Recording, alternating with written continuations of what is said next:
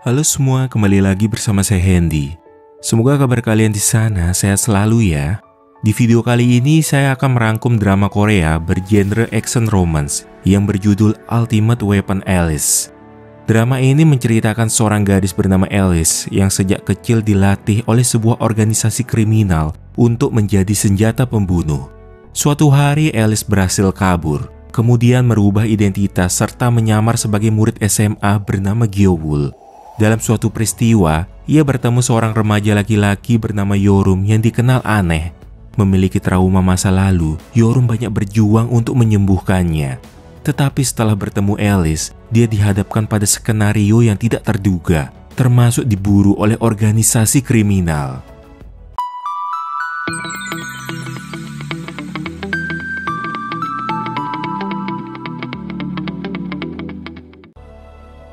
Cerita bermula memperlihatkan seorang siswa SMA bernama Yorum. Hidupnya hampa dan sama sekali tak punya tujuan hidup apapun. Di saat pulang sekolah, secara kebetulan ia melihat dua teman sekelasnya yang sedang dirundung, di antaranya bernama Hwang dan Myung. Sedangkan siswa pembuli bernama Do-kyun dikenal sebagai raja di sekolah mereka. Ketika Do-kyun memukul satu persatu murid, ia justru terkejut melihat Yorum yang tiba-tiba berada di sana. Lebih anehnya lagi, Yorum memang sengaja membiarkan Do-kyun memukulnya, seolah-olah ia memang ingin disakiti. Apa yang menyebabkan Yorum bertindak aneh seperti itu, yaitu karena ia ingin menghilangkan rasa sakit menggunakan rasa sakit lainnya. Semakin dipukuli, ia justru terlihat menikmatinya. Do-kyun pun mulai merasa kelelahan dan tak sengaja tersandung hingga pingsan. Intinya, Yorum bisa menang tanpa sekalipun melawan. Keesokan hari, Do-kyun yang tidak terima dikalahkan dengan cara memalukan, kembali menantang Yorum di atap sekolah. Namun sama seperti sebelumnya, sikap Yorum tetap diam dan tidak mau melawan. Ia membiarkan dirinya dihajar habis-habisan hingga membuat Do-kyun dan kawanannya kelelahan dan akhirnya menyerah. Yorum hanya meminta Do-kyun tidak lagi melakukan pemerasan dan pembulian di sekolah mereka. Dengan demikian, teman-temannya dapat menemukan kebebasan mereka. Namun suatu hari, ia terlibat perseteruan dengan anggota gangster yang sedang menyakiti seorang wanita. Akibatnya dia turut dibawa ke kantor polisi untuk diperiksa di sana. Kebetulan, kapten kepolisian yang menanganinya adalah kenalan Yorum, sekaligus ayah angkat bernama Namu. Ia khawatir melihat Yorum yang semakin hari bertindak tak wajar, seperti sengaja membiarkan dirinya disakiti. Sebenarnya ada alasan kenapa Yorum bersikap begini, yaitu semenjak ia menyaksikan kematian ibunya yang tewas gantung diri akibat depresi. Waktu itu Yorum berusaha menyelamatkan ibunya, tapi saat itu ia masih kecil dan seorang diri saja tak sanggup melakukannya. Akibat kejadian itu, Yorum mengalami trauma mendalam dan sering dihantui oleh perasaan bersalah. Sehingga untuk mengatasi trauma itu, Yorum sengaja mencari cara menyakiti dirinya sendiri ataupun membuat orang lain yang menyakitinya. Namun yang khawatir, meminta Yorum mau menjalani hidup biasa seperti remaja seusianya. Soal kematian ibunya itu bukan salah Yorum. Bahkan Namu menyarankan agar Yorum mulai mencari kekasih. Mungkin dengan menemukan cinta sejati, ia dapat menjadikan itu sebagai motivasi dan tujuan hidup. Seperti kata pepatah, hanya mereka yang mencintai yang bisa bertahan hidup. Ketika dalam perjalanan pulang, tiba-tiba Yorum dipukuli dari arah belakang. Orang-orang tersebut adalah kelompok gangster sebelumnya yang merasa Yorum telah mengganggu urusan mereka. Semakin dipukuli, ia hanya diam tak melawan. Namun dari kejauhan, ada seorang gadis misterius yang menghampiri kelompok itu. Satu persatu anggota gangster dihajar habis-habisan hingga tak berdaya lagi. Menurut Yorum, gadis itu sungguh kuat dan dingin seperti es, menghajar setiap orang di hadapannya secara brutal. Gadis misterius itu menghampiri Yorum yang terbaring. Ia melihat kondisi Yorum seperti orang yang sedang kesepian dan putus asa. Gadis itu meminta agar Yorum melupakan wajahnya, lalu dengan cara mencekik, ia membuat Yorum seketika pingsan. Keesokan hari, gadis yang semalam tampak buas sekarang tampil feminim dan baru saja pindah ke sebuah SMA yang juga sekaligus asrama. Ia adalah siswi pindahan yang memperkenalkan diri dengan nama Gyeowul. Namun wali kelasnya agak curiga setelah memperhatikan wajah Gyeowul seperti tidak mirip dengan fotonya.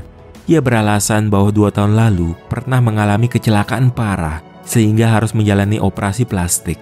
Padahal dia sebenarnya menyamar menggunakan identitas milik orang lain. Sesungguhnya Gyeol adalah pembunuh terlatih. Dia dibesarkan oleh sindikat kriminal yang menculik anak-anak dari para pembunuh yang tewas. Di tempat khusus mereka dilatih untuk menjadi seorang pembunuh, dan untuk tetap hidup mereka harus bersaing satu sama lain. Yang kalah akan mati, dan pemenangnya akan menjadi senjata terakhir. Setelah melewati ujian yang mengerikan itu, ia berhasil tetap hidup tanpa membunuh siapapun. Nama asli Gyeol yang sebenarnya adalah Alice. Suatu hari ia mendapat sebuah kesempatan untuk kabur dari sindikat tersebut. Satu-satunya pilihan dia adalah membunuh atau terbunuh. Rencana Alice untuk kabur ternyata disadari oleh Spicy, yaitu pria yang melatihnya menjadi pembunuh dan berniat menjadikan Alice pembunuh berdarah dingin. Meskipun punya kemampuan istimewa, Alice sama sekali tak ingin membunuh siapapun. Melihat Alice yang tidak sanggup melakukannya, Spicy merasa ia telah gagal mendidik Alice dan berniat membuangnya. Namun ada sesuatu yang mengalihkan perhatian Spicy sehingga Alice berhasil merebut kembali senjatanya. Bukannya Alice tidak bisa menembak siapapun, tapi itu karena ia memilih untuk tidak melakukannya. Kali ini ia tak segan melepaskan tembakan demi melumpuhkan Spicy. Alice yang berusaha mencari jalan keluar tiba-tiba dihadang oleh seorang pria. Rupanya pria itu datang ke sana dengan tujuan yang berbeda, yaitu untuk mencari putrinya yang telah diculik oleh sindikat tersebut. Pria itu adalah seorang pembunuh yang dikenal dengan sebutan Mr. Ben. Dulu sewaktu putrinya diculik, dia sedang berada dalam keadaan koma. Dari kabar yang diberikan Alice, akhirnya Mr. Ben mendapati kenyataan pahit bahwa putrinya yang bernama Gyeol telah tewas. Dengan menyimpan dendam pada sindikat itu, Mr. Ben mengajak Alice untuk ikut bersamanya. Dari sini dapat diketahui, Alice mengganti namanya menggunakan identitas Gyeol, yaitu putri dari Mr. Ben. Begitulah cara Alice lari dari dunianya yang kejam. Namun ia sadar bahwa sindikat itu tetap akan memburunya, sehingga ia harus bersembunyi sebagai siswi SMA bernama Gyeol. Hingga saatnya tiba nanti, maka dialah yang akan memburu sindikat itu. Karena SMA ini sekaligus asrama, pertama-tama wali kelas mengantar Gyeol menuju kamarnya, di mana ia akan sekamar dengan dua orang siswi lain, di antaranya bernama Jangmi dan Jinju. Mengira Gyeol hanyalah gadis polos biasa, Jangmi memperingatkan agar Gyeol tidak mendekati cowok yang ia sukai di kelas. Karena kalau tidak menurut, maka ia akan menerima akibatnya. Merasa seolah mendapat teman baru, Gyeol jadi cukup antusias dan mulai memikirkan bagaimana cara supaya ia tampak normal tanpa membuat teman-teman barunya curiga kalau dia punya keahlian membunuh. Sementara Yorum, ia terbangun masih di tempat semalam dan langsung pergi menuju kelas. Walau mengalami banyak luka, tapi ia tak merasakan sakit, dan hal itu justru membuat Yorum tidur dengan nyenyak. Beberapa saat kemudian, wali kelas memperkenalkan Gyeol sebagai murid baru di kelas mereka. Di saat itulah Yorum mengenali wajah Gyeol adalah gadis yang telah menyelamatkannya semalam. Ia menatap tajam ke arah Gyeol yang tampak terkejut melihatnya. Dalam hati, Gyeol merasa menyesal, karena sepertinya ia memilih sekolah yang salah. Terlebih sang guru menyuruh Gyeol untuk duduk di bangku paling belakang, tepat di sebelah Yorum yang terus saja menatapnya. Bahkan sewaktu guru menerangkan, Yorum yang tak melepas pandangannya tiba-tiba menyatakan kalau ia masih mengingat jelas aksi brutal yang dilakukan Gyeol semalam. Ucapan Yorum membuat Gyeol tak bisa berkata apa-apa, dan seisi kelas juga jadi hening karena ikut mendengarkan.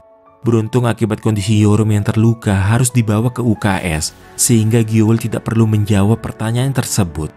Mengenai siapa cowok yang disukai Jangmi sebenarnya adalah Yorum. Ia bercerita kalau setiap malam Yorum sering bermimpi buruk.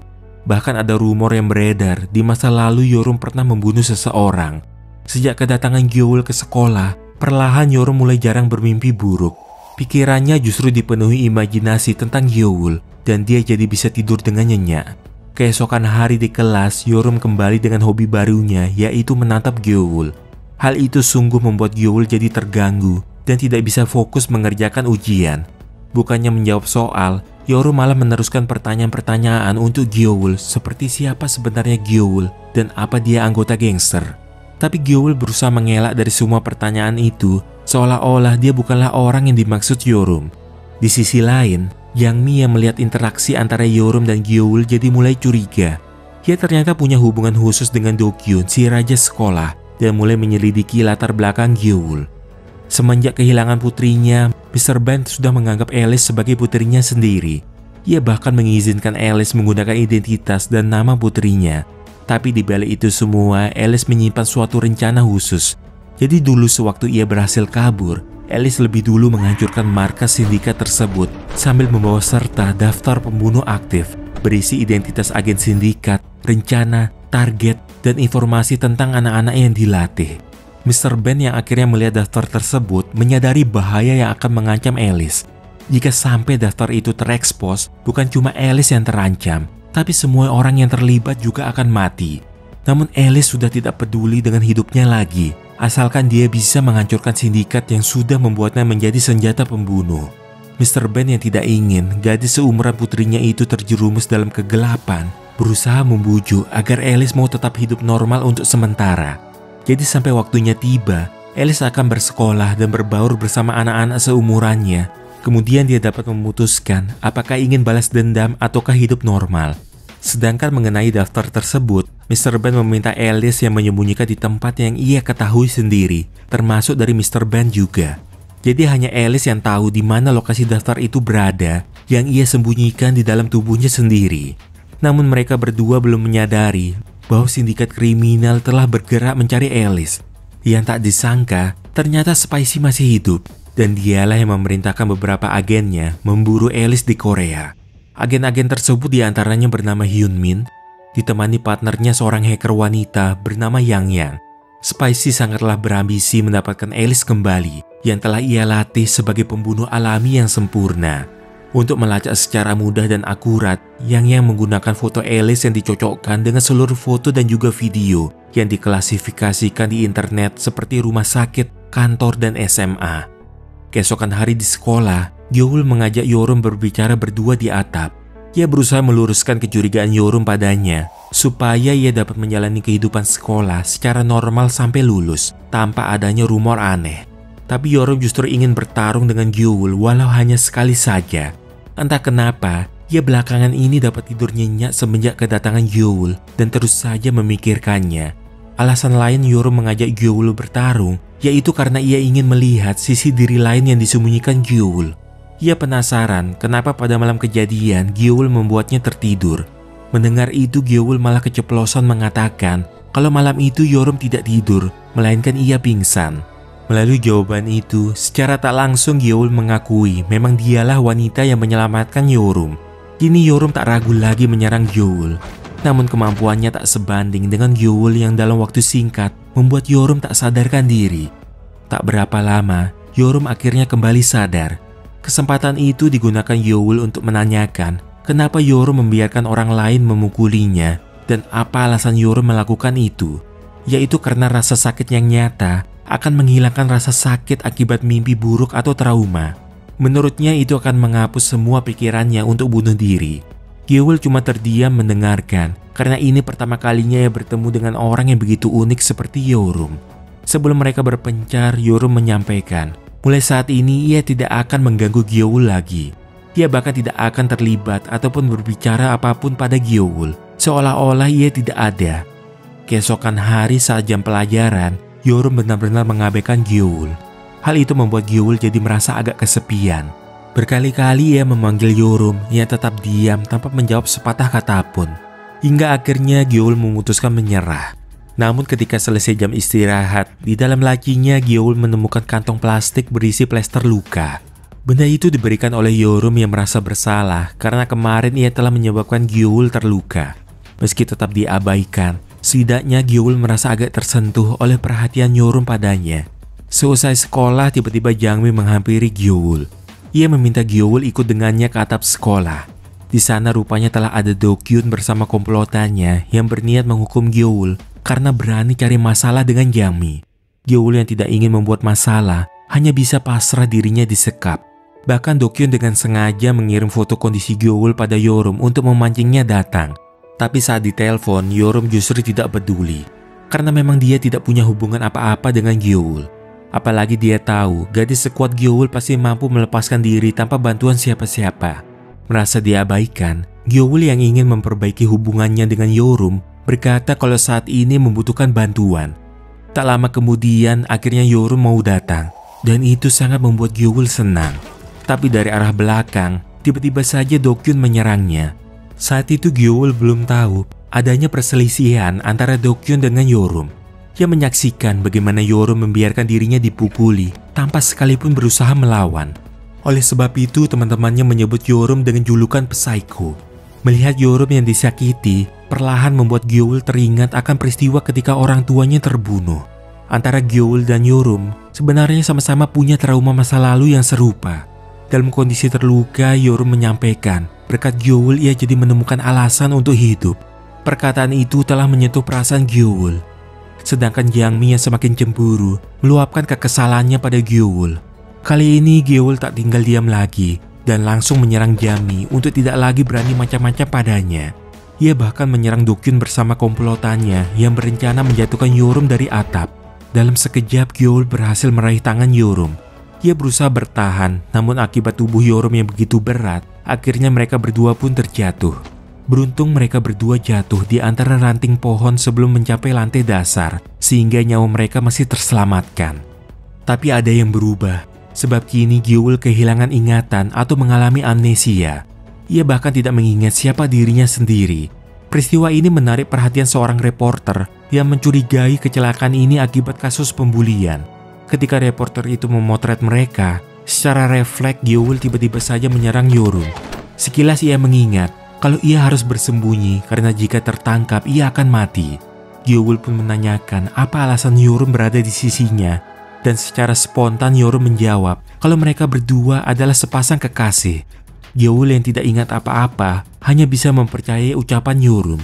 Di asrama, Jangmi yang awalnya ketakutan jadi bingung sebab Gyeol kembali dalam keadaan tidak mengingat segala perbuatannya. Beberapa saat kemudian, artikel tentang siswa SMA yang terjatuh dari atap telah dipublikasikan di internet. Secara cepat, sindikat kriminal yang dipimpin oleh Spicy menemukan di mana keberadaan Alice saat ini. Seolah mendapat firasat buruk, Gyeol memutuskan untuk segera pergi dari sekolah tersebut. Namun di perjalanan ia berpapasan dengan Yorum yang kebetulan berniat menyusup ke ruang guru. Yorum berencana mengambil catatan siswa milik Gyeol untuk menghubungi orang tuanya. Setelah melihat catatan siswa tersebut, Yorum tampak heran melihat foto wajah Gyeol yang sama sekali tidak mirip, seakan itu orang yang berbeda. Sesaat kemudian, mereka dapat mendengar ada suara langkah seseorang yang juga menuju ke ruang guru. Mereka berusaha bersembunyi, namun sayangnya mereka ketahuan. Pria tersebut ternyata adalah salah satu guru yang juga merupakan bagian dari sindikat kriminal. Keterlibatannya dengan Gyeol otomatis akan menjadikan Yorum sebagai target. Menyadari hidup Yorum terancam, Gyeol berjuang keras melindunginya. Yang diinginkan guru itu bukan cuma nyawa Alice, melainkan daftar yang dibawanya. Namun Gyeol yang amnesia belum mengingat di mana ia menyembunyikan daftar tersebut. Yorum yang melihat Gyeol terdesak berusaha mengalihkan perhatian pembunuh yang menyamar sebagai guru mereka, lalu mendesak agar Gyeol segera pergi dari tempat itu. Tapi Gyeol memilih untuk menghadapi pria itu menggunakan skill bertarung yang sebenarnya ia sendiri belum mengingat dari mana ia mempelajarinya.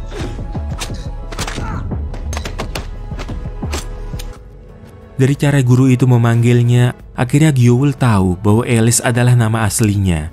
Walau hidup mereka dibuat terancam, Yorum tidak ingin Gyeol membunuh pria itu. Sebab jika ia melakukannya, perasaan membunuh hanya akan menghantui hidup Gyeol selamanya. Ia pun mengajak Gyeol kabur bersama, sebab jika mereka hanya berdiam di sekolah ini sudah tidak aman lagi. Sepanjang pelarian, Gyeol merasa tidak tenang, seakan ada yang mengawasi dan mengikuti mereka. Namun ia tidak dapat mengingat siapa yang mengejar mereka. Untuk sementara waktu, mereka memutuskan bersembunyi di sebuah motel.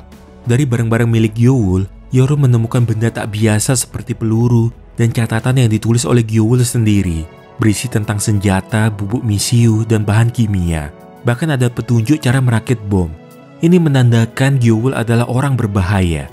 Meski tahu hal itu, Yorum tetap bersikeras tak ingin meninggalkan Gyeol sendirian. Sikapnya itu membuat Gyeol jadi tak habis pikir mengapa Yorum mau mempertaruhkan nyawa hanya karena menyukai gadis biasa tanpa latar belakang yang jelas seperti dirinya. Jika sudah seperti ini, mereka sudah tidak bisa bersekolah lagi. Ada perasaan iri yang dirasakan Yorum. Seandainya ia mengalami amnesia seperti Gyeol, mungkin ia dapat melupakan banyak hal seperti trauma di masa lalu yang masih saja menghantui. Selama ini Yorum selalu saja merasa bersalah dan menganggap dia yang telah menyebabkan kematian ibunya. Walau pada kenyataan, peristiwa bunuh diri itu bukan kesalahannya. Tak terasa sambil saling bercerita, mereka berdua pun terlelap tidur. Keesokan hari Kapten Namu mendatangi sekolah. Siang semalam diduga terjadi pencurian atau perkelahian di ruang guru. Setelah menyelidiki CCTV, mereka menemukan ada 2 orang remaja yang salah satunya ia kenali adalah Yorum. Sementara di tempat lain, Mr. Ben akhirnya melihat artikel yang telah mengekspos wajah Gyeowul. Ia pun segera menghubungi Gyeowul, namun gadis itu juga tidak mengingat siapa Mr. Ben. Menyadari Gyeowul dalam bahaya, Mr. Ben menyuruh keduanya mencari area yang ramai. Karena jika hanya berdiam diri di motel, sindikat itu akan menculik mereka secara diam-diam. Jadi rencananya, mereka akan menuju stasiun bawah tanah terdekat di mana Mr. Ben akan menjemput mereka. Seperti yang diperkirakan, para anggota sindikat kriminal telah menunggu mereka di sekitar motel. Mereka terus saja berlari tanpa henti, serta melawan setiap orang yang menghadang.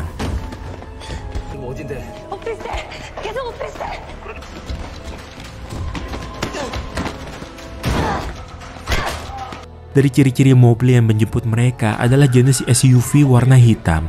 Tanpa curiga mereka pun menaiki mobil tersebut.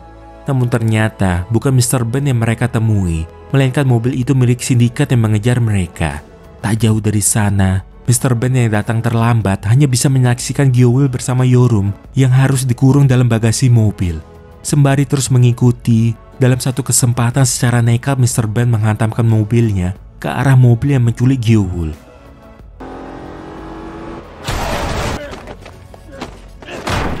Secara bertubi-tubi ia menghajar si supir hingga berniat membunuhnya. Tapi ia jadi tidak tega setelah melihat foto anak dari pria tersebut.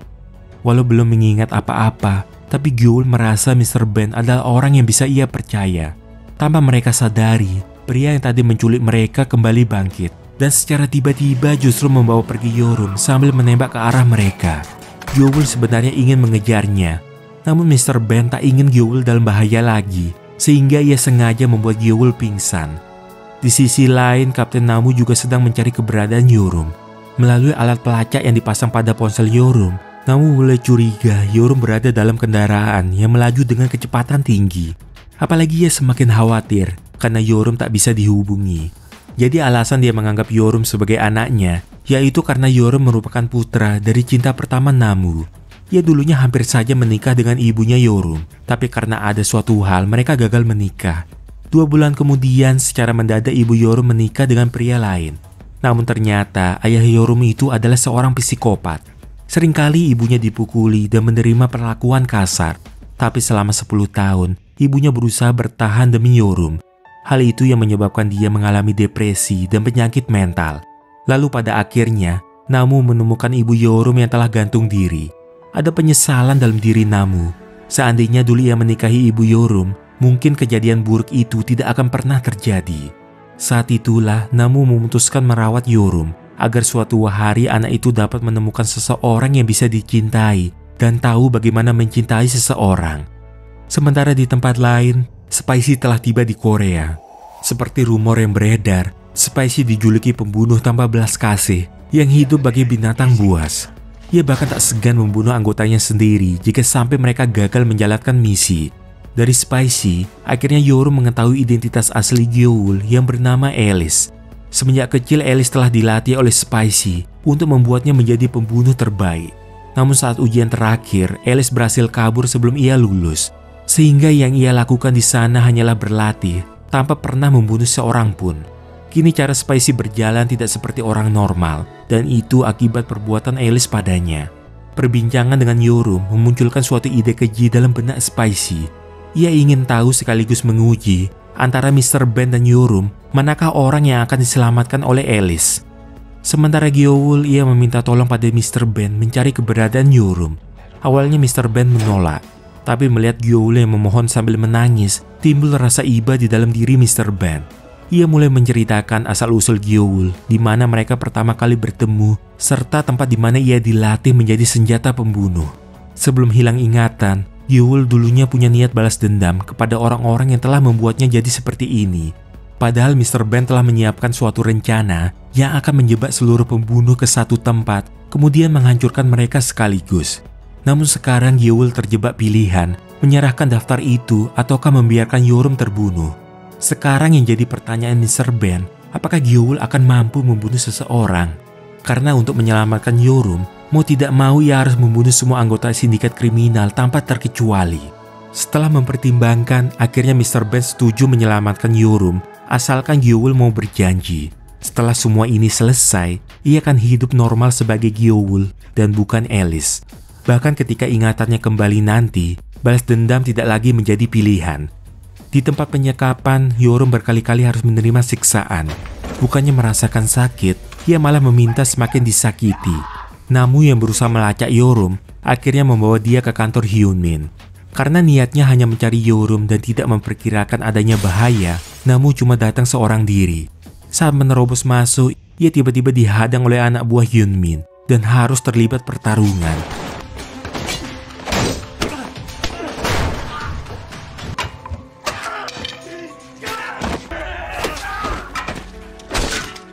Setelah melalui pertarungan sengit, Namu berhasil mengalahkan lawannya. Namun ia harus terluka cukup parah. Di dalam, Hyunmin bersama Yang Yang telah menunggunya. Baku tembak pun tak terhindarkan lagi. Hyunmin yang licik berusaha berlindung menggunakan tubuh Yang Yang. Tapi itu sia-sia saja karena peluru yang ditembakkan Namu berhasil menembus kepalanya. Kedua kriminal itu pun tewas di tempat.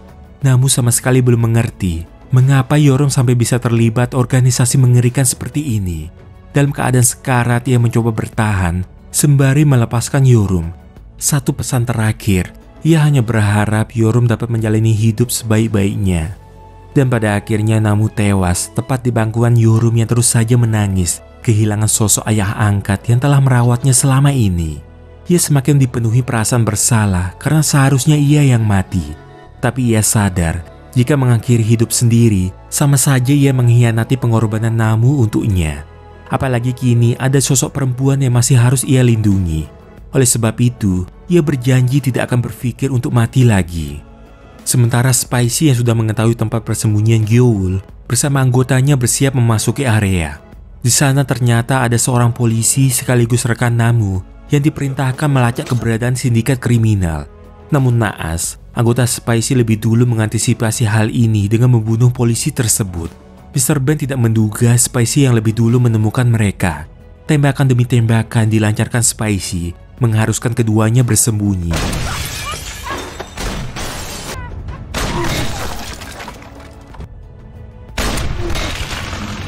Tepat ketika Spicy masuk, Mr. Ben berusaha melawannya.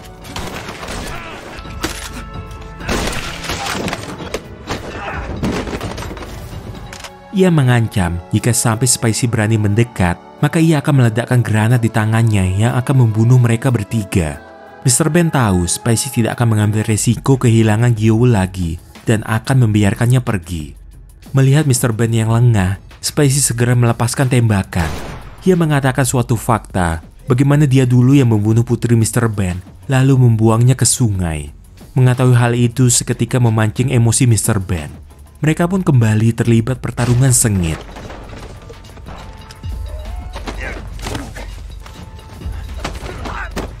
Spicy tampaknya belum mengerahkan seluruh kemampuannya. Dengan mudah ia menyerang balik hingga melumpuhkan Mr. Ben. Sementara Gyoul masih terus diburu anak buah Spicy. Ia tak dapat kabur lebih jauh dan mau tak mau harus melawan pria itu.